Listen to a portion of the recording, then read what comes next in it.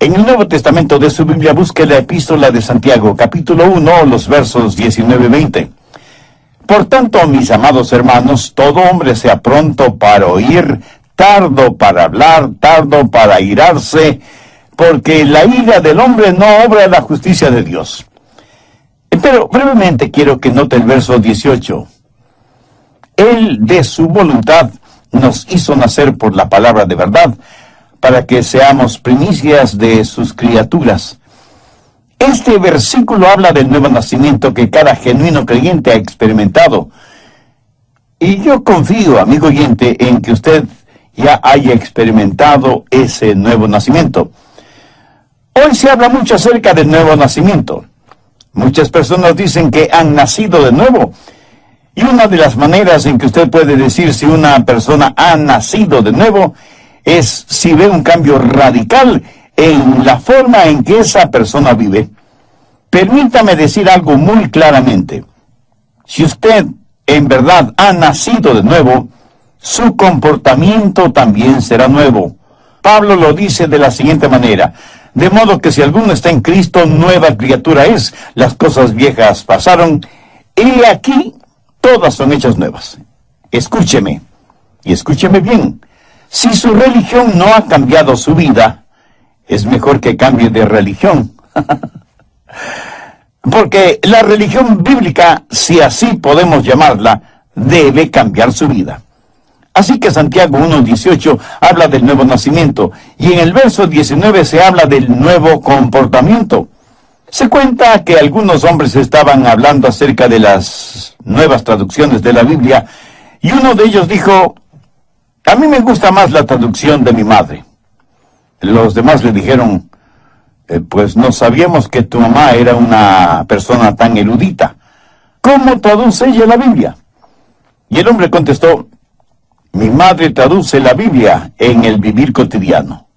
Todos se quedaron en silencio, pensativos, y yo creo que todos necesitamos traducir la Biblia en nuestras acciones diarias. Santiago habla acerca de 3 áreas pertinentes de nuestro comportamiento. Son instrucciones que el apóstol nos da porque somos nacidos de nuevo. Veamos otra vez el verso 19. Por esto, mis amados hermanos, todo hombre sea pronto para oír, o sea, sintonícese. Tardo para hablar. Eso quiere decir, baje la voz. Tardo para airarse, lo cual quiere decir, sea agradable. Así que veamos primero, sintonícese. Pronto para oír. Listo para escuchar lo que Dios tiene que decirnos individualmente. Parece que algunas personas son completamente sordas o que escuchan solo lo que les conviene y no oyen la voz de Dios porque sus oídos espirituales están fuera de sintonía. La Biblia dice que debemos ser prontos para escuchar, pero no dice que debemos escuchar todo lo que se dice. Hay cosas que no debemos oírlas. En Marcos 4:24 leemos: mirad lo que oís. Usted no necesita oír todo lo que se dice. Usted no necesita hacer de sus oídos tarros de basura en donde todo el mundo bota sus chismes y sus habladurías. Usted no necesita escuchar cada filosofía humanista y pagana. Por eso Jesús dijo: mirad lo que oís. Cuando Santiago habla de ser prontos para oír, ¿qué quiere decir? Que hay que ser rápidos para captar los impulsos del Espíritu Santo, rápidos en escuchar la palabra de Dios, rápidos en oír la voz de Dios. ¿Está usted listo para oír la voz de Dios este momento? El problema con mucha gente es que no está escuchando. No es que Dios no esté hablando. El problema es que nosotros no estamos escuchando. Dios nos habla por medio de su palabra, la Biblia. ¿Tiene usted una Biblia? ¿La lee? ¿La conoce? ¿La estudia y medita en ella? Si su respuesta es no a estas preguntas, ¿por qué no? ¿Usted dice ser cristiano? La Biblia es la palabra de Dios para usted. Por lo tanto, no es paradójico que usted quiere conocer la voluntad de Dios, pero no lee su palabra ni su corazón está listo para escuchar su voz. Tengo aquí 5 preguntas que quiero que se las haga a usted mismo. Primera, ¿hay una lección que debo aprender? Segunda, ¿hay una bendición que debo disfrutar? Tercera, Hay un mandamiento que debo obedecer. Cuarta, hay un pecado que debo evitar. Y quinta, hay una verdad que debo llevar y compartir. Verá, Dios me ha llamado a mí para predicar. Y no lo digo por vanidad ni orgullo. Dios me ha dado la habilidad y la sabiduría espiritual para predicar su palabra. Si no fuera así, yo sería un usurpador de una extraordinaria responsabilidad a la que Dios me ha llamado. Y la Biblia me dice que debo ser sumamente cuidadoso con lo que predico. El apóstol Pedro dijo, si alguno habla, hable conforme a la palabra de Dios. Pero así como es mi responsabilidad el hablar conforme a la palabra de Dios, es su responsabilidad, amigo oyente, el estar preparado para escuchar el mensaje de la palabra de Dios. Tengo el derecho de esperar que usted esté preparado para oír, así como usted tiene el derecho de esperar el que yo esté preparado para predicar. ¿No le parece? Sí, yo sé que no soy el mejor predicador del mundo y estoy muy convencido de esa realidad.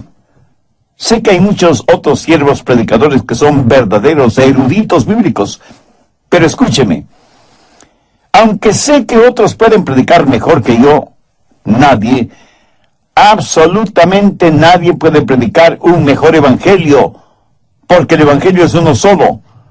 Y si alguien cree el evangelio de los falsos maestros, pastores y profetas, la Biblia dice, sea anatema. Dios habla por medio de las Escrituras. Dios habla por medio de mensajes como este que está escuchando. Dios habla por medio de su Espíritu Santo. Por eso la Biblia dice, el que tenga oídos para oír, oiga. Muchos no han aprendido a estar quietos y a escuchar lo que Dios diga en los momentos de meditación, de devociones personales. Ahora tengo una advertencia. Cuando usted tiene realmente su momento devocional con Dios, el diablo le atacará con toda la artillería del infierno, porque él no quiere que usted tenga esa comunión espiritual, ese compañerismo íntimo con Dios. Él no quiere que usted aprenda a decir, habla, Señor, que tu siervo escucha. ¿Le gusta a usted conversar con alguien que acapara la conversación? Muchos de nosotros somos egoístas cuando se trata de la oración. En vez de tratar de escuchar a Dios, queremos, casi demandamos que Dios nos escuche. En la sociedad actual en la cual vivimos, nos hemos llenado de tanto ruido infernal y mundano que casi desconocemos lo que es un tiempo de quietud, de silencio en la presencia de Dios. Y cuando visitamos Israel, al cruzar por unos campos de pastoreo, el guía nos dijo, a estos campos vienen los pastores con sus ovejas para que se alimenten, exactamente como lo hacían los pastores hace ya más de 2000 años, pero con una diferencia. Los pastores de antaño por lo general tenían una flauta, en la cual interpretaban hermosas melodías mientras las ovejas se alimentaban. Hoy en día tienen radios transistores y iPods para escuchar lo que se les antoja escuchar, sea bueno o malo. Y yo, sonriendo, pensé, si David hubiera tenido uno de estos modernos inventos, estoy seguro que no hubiera escrito el Salmo 23. Santiago, en primer lugar, nos dice que el nuevo nacimiento da como resultado un nuevo comportamiento, que debemos estar sintonizados a la voz de Dios y que debemos ser prontos para oír. En segundo lugar, dice que debemos ser tardos para hablar. No solo que debemos estar sintonizados, sino que debemos pensar antes de hablar. ¿Por qué? Porque la verdad es que en general hablamos demasiado. Abrimos muchas cosas por equivocación, pero no tan frecuentemente como la boca. Es como si el apóstol estuviera diciendo, no hablen tanto como están acostumbrados a hacerlo. Busque Proverbios 10:19. En las muchas palabras no falta pecado, mas el que refrena sus labios es prudente. Matemáticamente existe la posibilidad de que mientras más hable, más pronto está a pecar con su boca. En Proverbios 17:27 y 28 leemos, el que ahorra sus palabras tiene sabiduría. Aún el necio cuando calla es contado por sabio. El que cierra sus labios es entendido. Muchos de nosotros nos metemos en problemas cuando hablamos. Por eso es mejor tener la boca cerrada. Eclesiastés 5:3 dice, porque de la mucha ocupación viene el sueño, y de la multitud de palabras la voz del necio. Mientras más una persona habla, a veces más proclama la necedad de su corazón. Alguien dijo que es mejor tener la boca cerrada y dejar que los demás piensen que uno es un tonto, que comenzar a hablar y remover cualquier duda al respecto. Los rabinos suelen decir y señalar que el hombre tiene 2 oídos y una boca. Los oídos siempre deben estar abiertos y la boca cerrada, reteniendo en esa bóveda, tras los barrotes de marfil que son los dientes, a la lengua. Debemos escuchar 2 veces más de lo que hablamos, pero la realidad es todo lo contrario. Mateo 12:36. Mas yo os digo que de toda palabra ociosa que hablen los hombres, de ellas darán cuenta en el día del juicio. Escuche, Jesús no está diciendo que no debemos tener conversaciones agradables o compartir un momento de humor sano. Él habla de palabras improductivas, denigrantes, hirientes, groseras, maldicientes. En Santiago 2:17 leemos, así también la fe, si no tiene obras, es muerte en sí misma. La palabra muerta en este versículo es la palabra ociosa de Mateo 12:36. ¿Qué quiere decir esto? Que es improductiva, que no contribuye para nada, que es desanimadora en vez de edificadora. Prácticamente lo que Jesús dice es que si las palabras que decimos no ayudan, no edifican, sino que más bien son destructivas, y que de cada una de esas palabras daremos cuenta en el día del juicio. Aún el humor adecuado puede ser usado para romper el hielo en cualquier reunión, y puede ser agradablemente beneficioso. Pero el humor usado como burla o sarcasmo es denigrante. Dios no quiere que seamos agresivos ni groseros usando el humor. A veces hablamos de las cosas sagradas con labios mundanos y profanos. En el capítulo 13 de Mateo, los fariseos habían acusado a Jesús de que echaba fuera a los demonios por el poder de Beelzebú, el príncipe de los demonios. Por eso Jesús dio una advertencia.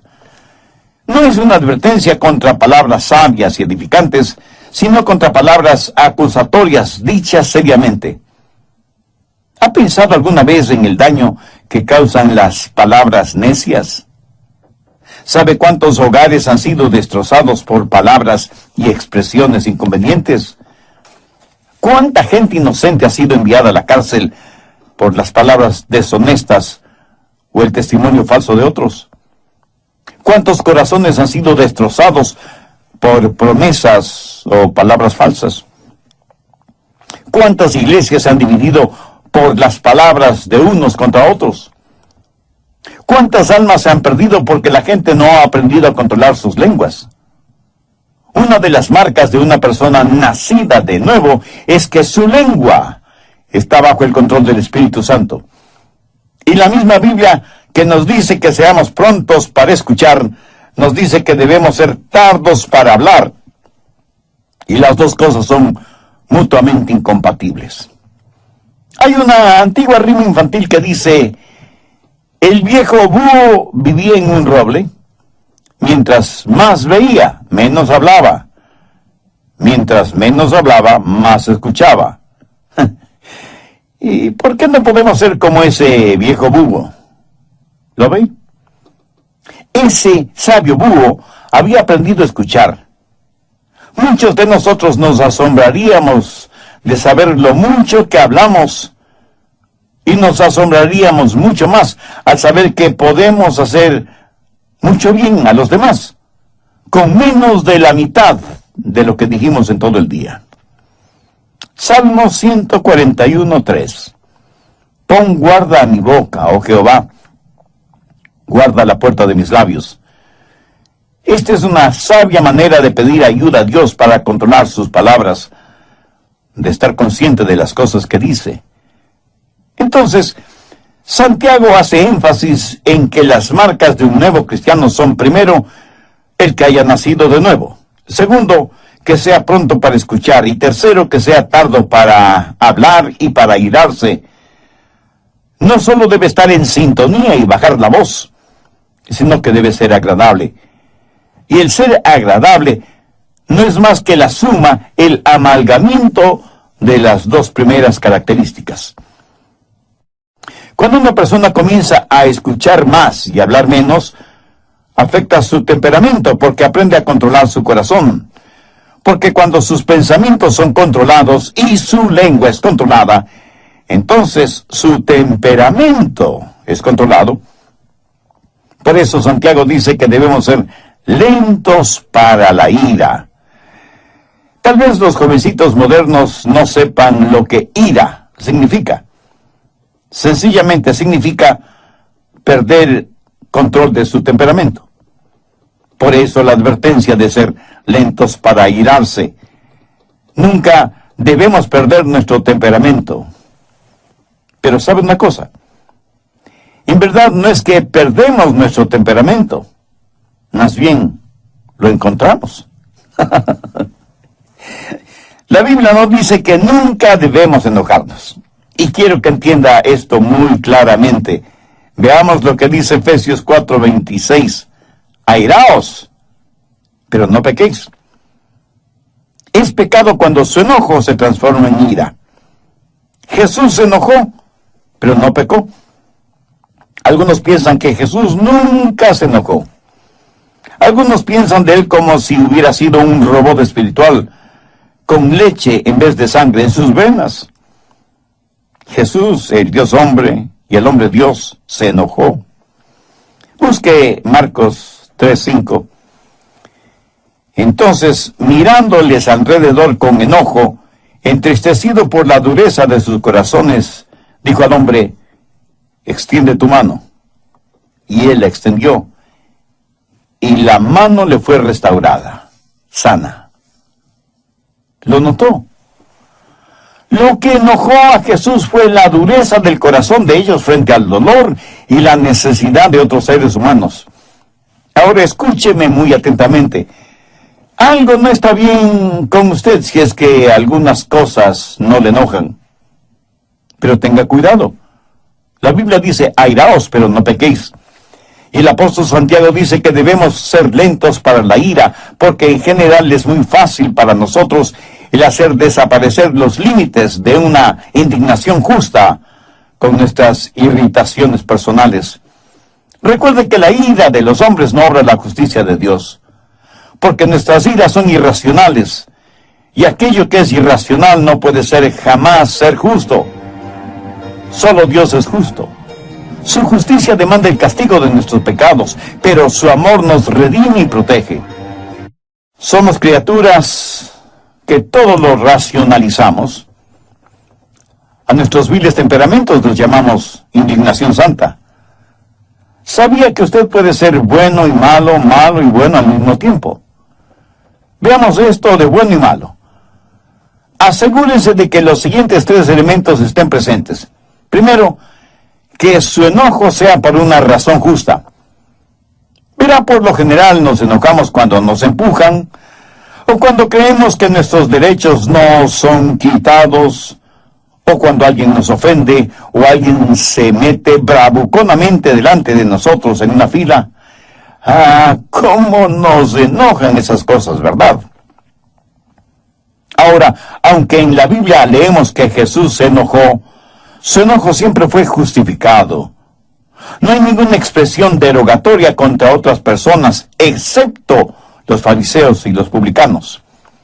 Pero cuando Jesús en forma personal fue maltratado, insultado, golpeado y finalmente crucificado, jamás pronunció una palabra de enojo. Más bien desde la cruz dijo a su Padre que perdonara a aquellos que le hicieron lo que le hicieron, porque no sabían lo que hacían. La mayoría de nosotros nos enojamos cuando alguien nos hace daño. Jesús se enojó cuando vio sufrir a otros seres humanos. Cuando usted se enoje, asegúrese de que su enojo es justo y por la razón adecuada. Segundo, que su enojo sea por una causa justa. Jesús, por lo general, no se enojó con los individuos porque él amaba a las personas. Jesús se enojó contra instituciones y ritos y pecados, no contra el pecador. Usted puede enojarse por el daño que le han hecho, pero no contra quienes le hicieron ese daño. Pero eso es exactamente lo que hacemos. Nos enojamos con las personas.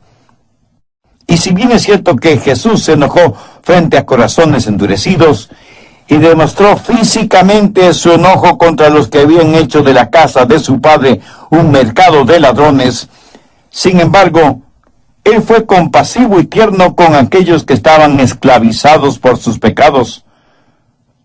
Tanto es así que le llamaron amigo de pecadores. Permítame decir algo a los jóvenes predicadores que seguramente están escuchando este programa. Espero que en sus ministerios ustedes prediquen contra el licor, drogas, pornografía, homosexualismo y todo lo demás, pero que lo hagan con firmeza y con convicción, no carente de compasión. Prediquen firmemente, contundentemente contra el pecado, pero amen profundamente al pecador. Enójese, sienta iras contra el pecado, pero ame sin restricciones al pecador. Porque eso es exactamente lo que el Señor Jesucristo hizo, y nosotros, si somos hijos suyos, no debemos hacer menos. Jesús se enojó por la razón justa y por la causa correcta. En tercer lugar, se enojó de la manera adecuada. Su enojo le hizo parte de la solución, sin agrandar más el problema. Mi amigo, cuando usted pierde su temperamento, de ninguna manera podrá ser parte de la solución, sino que se vuelve parte del problema. Recuerde que, como dice Santiago, la ira del hombre no obra la justicia de Dios. Cuando es el enojo de Dios, cuando el enojo es santo, entonces la justicia de Dios hará su obra. Es mejor aprender que cuando levantamos nuestra voz, también debemos levantar nuestras manos y hacer algo acerca de la situación. No se requiere ser muy inteligente para criticar. Cualquiera puede hacerlo. La Biblia dice que debemos ser lentos para la ira. Al respecto, tenga mucho cuidado, porque hay muchas formas de disipación que pueden hacer daño a su testimonio, matar su influencia y revelar su carácter, mucho más que su enojo o su temperamento tipo fósforo. ¿Quiere que le diga lo que la Biblia dice acerca de su temperamento? ¿Y qué es lo que eso prueba acerca de usted? Si usted tiene un fusible cortito, si usted es la clase de persona que explosiona por cualquier cosita, primero, usted es una persona que tiene una mente necia. Busque Eclesiastés 7:9. No te apresures en tu espíritu a enojarte, porque el enojo reposa en el seno de los necios. Y no vaya por ahí haciendo flamear su orgullosa superioridad intelectual, porque la Biblia dice que si usted es dado al enojo, usted no es nada más que un necio. Segundo, usted es una persona de carácter débil. Proverbios 16:32. Mejor es el que tarda en airarse que el fuerte, y el que se enseñorea de su espíritu que el que toma una ciudad. Algunos piensan que ser rápidos para enojarse y tener un temperamento violento es una señal de fortaleza. Algunos son verdaderos bravucones en sus casas, rompiendo y tirando las cosas al suelo, golpeando a sus esposas e hijos, manejando su vehículo como un verdadero maniático cuando otro vehículo se le cruza súbitamente en la carretera.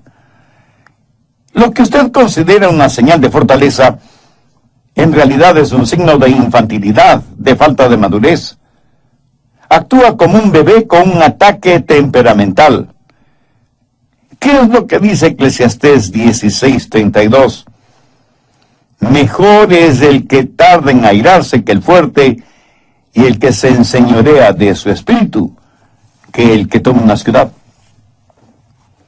Cuando usted se enoja y pierde el control, está abriendo la puerta a toda clase de pecados que normalmente no los cometería.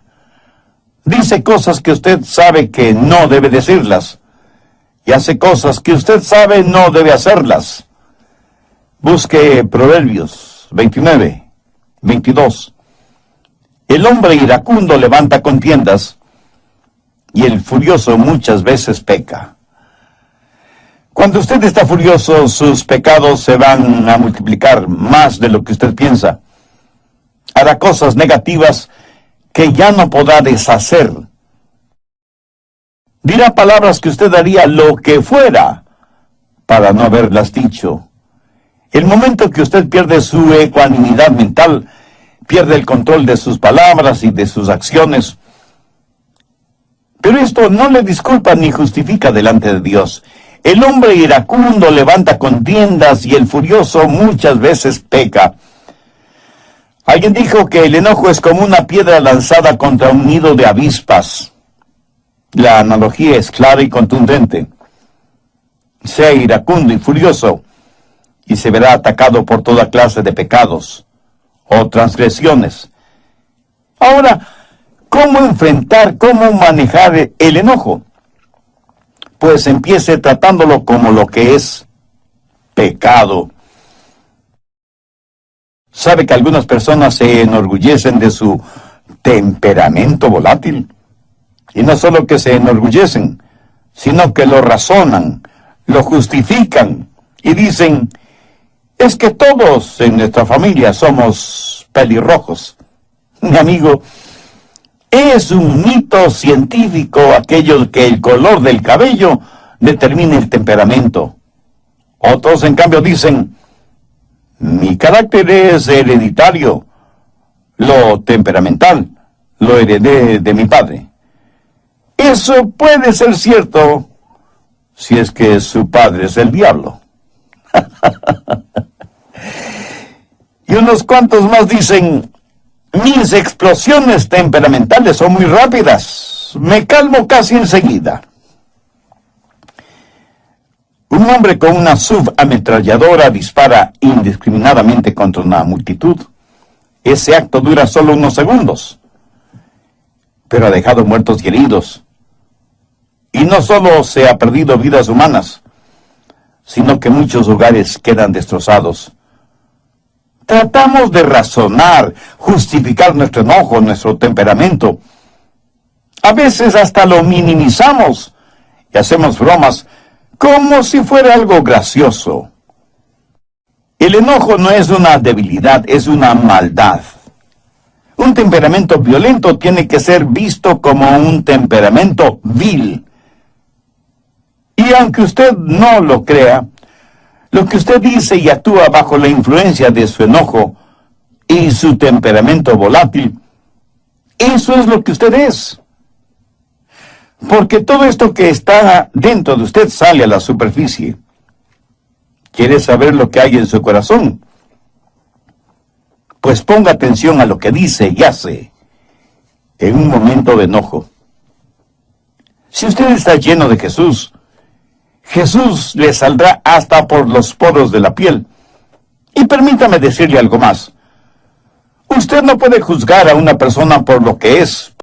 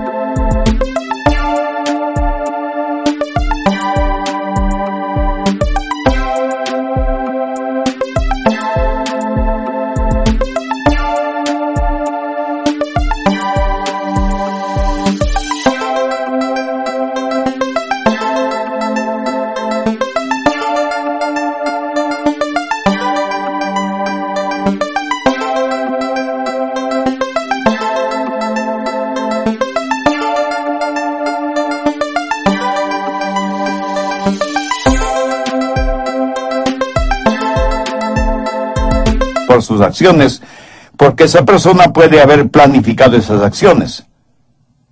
Pero mire sus reacciones a las cosas que no ha planificado, y usted sabrá con toda certeza de qué está llena esa persona. La única manera de controlar un temperamento descontrolado es teniendo el corazón lleno de Jesucristo. Como usted ya se habrá dado cuenta, Santiago es eminentemente práctico al aconsejar. Y aquí encontramos una pequeña pero fuerte cadena de 3 eslabones: sintonizar, bajar la voz y ser agradable. Verá, cuando comienzo a escuchar, cuando dejo de monopolizar la conversación, entonces aprendo a controlar mi temperamento, porque mis pensamientos y mis palabras tienen una forma de animar mi espíritu. ¿Sabía que usted puede animar a su espíritu con sus propias palabras? ¿Sabe que cuando verbaliza cosas buenas, usted se siente bien? Y que cuando verbaliza cosas negativas, usted se siente mal. Muchos de ustedes, si tienen la tendencia a argumentar con su cónyuge, por lo menos sea cuidadoso o cuidadosa con sus palabras. Se sorprendería al saber cómo sus palabras controlan su espíritu. Muchas veces hablamos sin pensar, pero después de que hemos dicho ciertas palabras, la palabra áspera hace subir el furor. Así que cuando escucha más y habla menos, descubrirá que tiene más control sobre su espíritu. Una palabra descomedida puede empezar un pleito. Una palabra cruel puede arruinar una vida. Una palabra amarga puede inyectar veneno. Una palabra brutal puede aniquilar una vida. Una palabra comedida será como un remedio. Una palabra gozosa puede iluminar el día. Una palabra a tiempo puede sanar heridas. Una palabra de amor es una palabra bendecida. Y todo esto es posible porque hemos nacido de nuevo. Todo es posible por medio del Señor Jesucristo. Mi amigo, escúcheme. Jesucristo no vino para hacernos personas buenitas. Él vino para hacernos nuevas criaturas. Y estas cosas de las que habla Santiago son los frutos de una persona nacida de nuevo. ¿Ha nacido usted de nuevo? ¿Ha recibido a Cristo en su corazón como Salvador y Señor? El que usted trate de controlar por usted mismo su temperamento es como si usted estuviera tratando de controlar un barril de pólvora en el infierno, o como tratar de controlar su lengua con pegamento, o sus pensamientos sin el Espíritu Santo. Entonces, primero, usted necesita una nueva naturaleza, necesita nacer de nuevo. Dios le ama y tiene un plan para su vida. Jesús está llamando a la puerta de su corazón porque quiere darle nueva vida y hacerle una nueva criatura. Hace años en el río Mississippi, uno de sus puentes debía ser levantado para permitir el paso de los barcos. El hombre que estaba a cargo de ese puente tenía un trabajo muy importante: mover palancas, girar manijas, apretar botones para poner en funcionamiento los engranajes del puente para levantarlo y bajarlo nuevamente. El puente se movía sobre sus enormes bisagras para permitir el paso de barcos. Luego el encargado bajaba el puente para permitir el paso de los vehículos y los peatones. Un día el hombre trajo a su hijito, quien quería ver qué es lo que hacía su papá y cómo es que el puente trabajaba.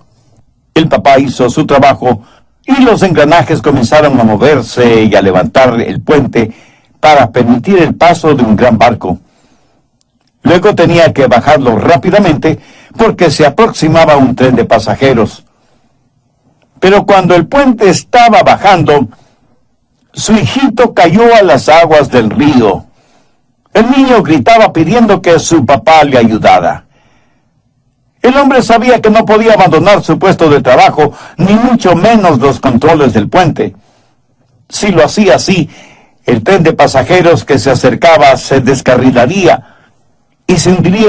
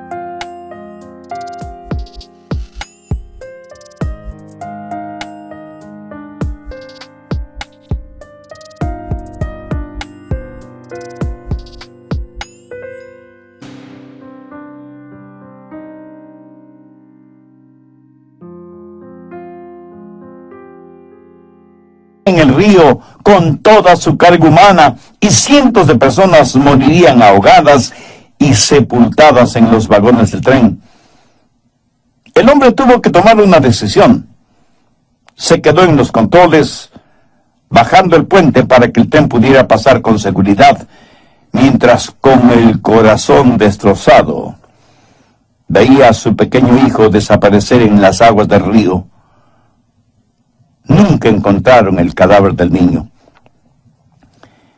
Y cuando escuché esta historia, pensé en todas las personas que estaban en el tren, que vieron al hombre manejando los controles del puente, que agitaron sus manos y le sonrieron, y que nunca supieron el precio que ese hombre tuvo que pagar para salvarles.